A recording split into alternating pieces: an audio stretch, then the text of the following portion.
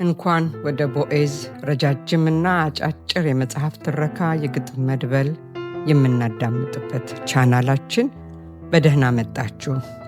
ዛሬ ደግሞ ከሕይወት ምሻው ዥዋዥዌ የዘመን ማስታወሻ ታሪኮች ውስጥ አባባ ሲረሳ የተባለውን አጭር ልብወለድ ታሪክ አነብላችኋለሁ። አባባ ሲረሳ። ራሷን እንድታዘጋጅ ነገሯት። ይሞታል አላሏትም። ያሳደጋቸውን ድመቶችና ውሾች ስም ሳይቀር አንድ በአንድ ያስታውስ የነበረው አባቷ ክብር ማለት ምን እንደሆነ በተግባር ያስተማራት አባቷ በክፉ በሽታ ዳስተርነት ቀስ በቀስ እንደሚጠፋ፣ እንደ ሰኔ አሞሌ እንደሚሟሟ፣ እያደር እንደ ጨርቅ እንደሚያልቅ ነገሯት። እንዳሏትም መሆን ጀመረ። በእጁ የያዘው ነገር ጠፋብኝ ብሎ እየፈለገ ይበሳጭ ጀመር። ለዓመታት በራቸው አጥር ስር ተቀምጦ የሚውለው ልብስ ሰፊ ስም ተረሳው። የሚወደው ታናሽ ወንድሙ ከደሴ ሊጠይቀው ሲመጣ ይሄ ደግሞ ማን ነው ብሎ ጠየቀ። በአንዱ ቀን የሳሎኑን በር እንዴት እንደሚቆለፍ እንድታሳየው ጠየቃት። በአንድ ሰዓት ውስጥ 4 ጊዜ ብታሳየውም ደጋግሞ ጠየቃት። አልተረበሸችም። እንደገና አሳይተው የሚወደውን ድንች በስጋ ሰራችለት። የድሮ ፎቶዎችን የያዘውን ትልቅ አልበም አውጥታ ፎቶዎቹን አንድ በአንድ አሳየችው። በጨዋታ መልክ ማንነቱን ልታስታውሰው። አሁንስ ጣቴን የምጠባ ልጅ አደረግሽ ልበል ብሎ ክትክት ብሎ ሳቀ። አብራው ሳቀች።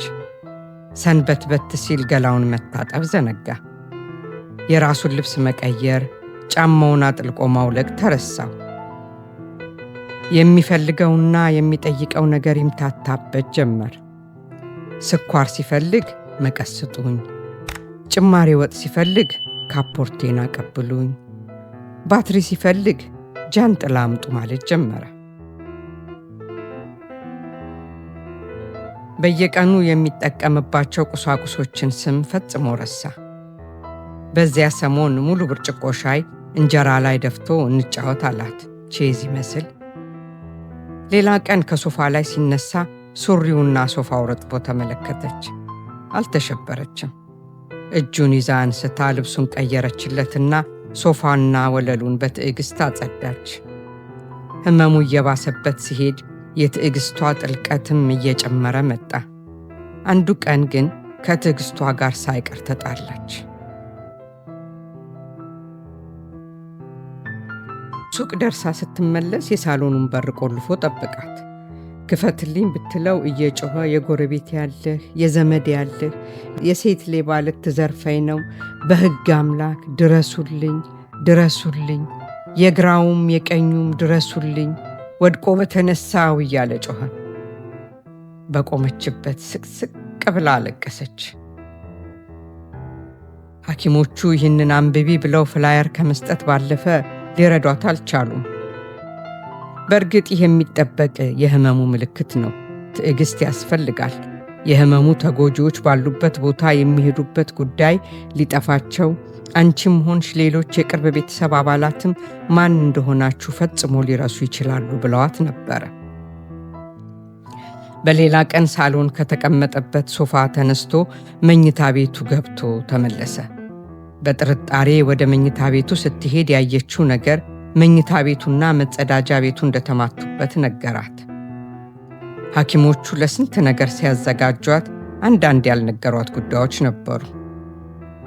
አባቷ ከ3 ወንድ በኋላ ሴት ልጅ ስትወለድለት የነበረውን ደስታ ሲረሳ፣ ግትርነቷን ከሱ እንደወረሰች ማስታወስ ሲሳነው፣ በዓለም ላይ ከማንም በላይ እንደምትወደውና እንደምትመካበት ሲዘነጋ ምን ማድረግ እንዳለባት አላማከሯትም።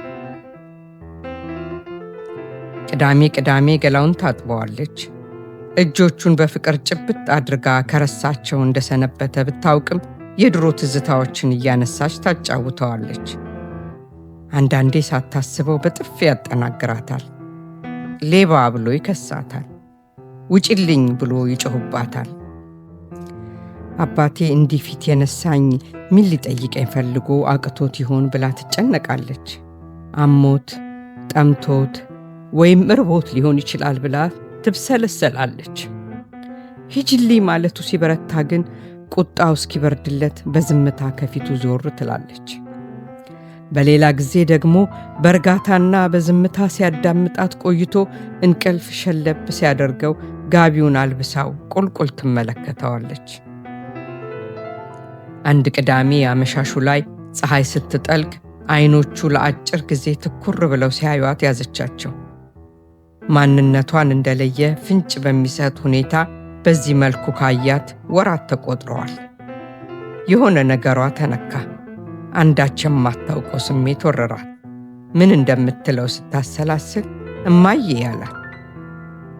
እናቱን እንደናፈቀ ልጅ የቀሚሷን እጅጌ ጨምድዶ ይዞ እማዬ አላት በድጋሚ። ለአፍታ ግር አላት። ወዲያው ግን ጭንቅላቷን ነቀነቀችና አቤት አለሁ አለችው። እማዬ አላት ለሶስተኛ ጊዜ። ወዬ ልጄ አለችው እየተጠጋችው። ሶፋው ላይ በተቀመጠበት ክንዶቹን ዘርግቶ እየተንሰቀሰቀ አቀፋት። የአባቴ እናት ሆኜ ለአፍታም ቢሆን ካስደሰትኩት ልጅነቴን መዘንጋቱ ለኔ ምኔ ነው ብላ ጥብቅ አድርጋ አቀፈችው። ተፈጸመ።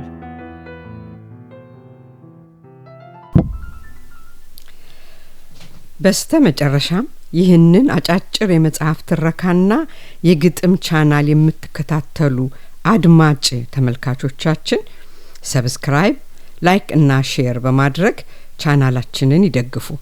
እናንተ ሰብስክራይብ፣ ላይክ እና ሼር ባደረጋችሁ ቁጥር ጠቃሚ የሆነው ምክር አዘል ግጥም፣ አጫጭር ታሪኮች ለሌሎች ይደርሳል፣ ይማሩበታል። በዋነኝነት ደግሞ በገጠር አካባቢ ወላጅ አልባና ትምህርት ቤት መሄድ ያልቻሉ ህፃናትን ትምህርት ቤት ሰርተን እየደገፍን ስለሆነ እናንተ ሰብስክራይብ፣ ላይክ እና ሼር ባደረጋችሁ ቁጥር አንድ ህፃን እንዲማር ወይንም እንድትማር ስለምታደርጉልን ከልብ እናመሰግናለን።